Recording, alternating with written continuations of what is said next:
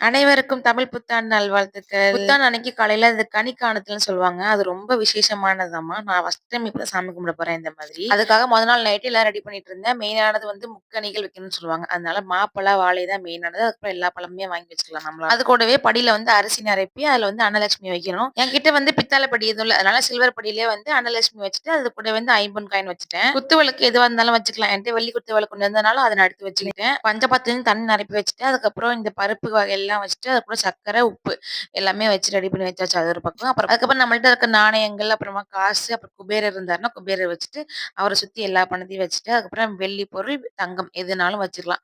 தம்பியோட செயின் மட்டும் ஒண்ணு இருந்துச்சு. அத மட்டும் வச்சுட்டு, மஞ்சள் கயிறு, அப்புறம் கிழங்கு மஞ்சள் இருக்குல்ல, அது, வளையலு, அதுக்கப்புறம் எலுமிச்சை பழம் வைக்கணும். நான் சொல்ல மறந்துட்டேன். இதே நானே கடைசியா தான் வச்சேன் இதெல்லாமே. எல்லாத்தையுமே சூப்பரா ரெடி பண்ணி வச்சுட்டேன். அப்புறம் பூவால ஃபுல்லாவே அலங்காரம் பண்ணியாச்சு. அப்புறம் அவங்க வீட்ல குட்டீஸ் இருந்தாங்கன்னா, அவங்க புக்ஸையும் எடுத்து வச்சுருங்க. நான் காலைல தான் எடுத்து வச்சேன். நீங்களும் இது எல்லாமே வச்சு சாமி கும்பிடணும்னு கிடையாது. உங்கள்ட்ட என்ன இருக்கோ அத வச்சு திருப்தியா சாமி கும்பிடுங்க. அப்படியே எல்லாத்தையும் ரெடி பண்ணி வச்சுட்டு காலையில எந்திரிச்சோனே நேரா வந்து கண்ணாடிய தான் பார்க்கணும். கண்ணாடில எல்லா பொருளுமே தெரியும். அத திருப்தியா பார்த்து சாமி கும்பிட்டுக்கோங்க. ரொம்பவே நல்லது.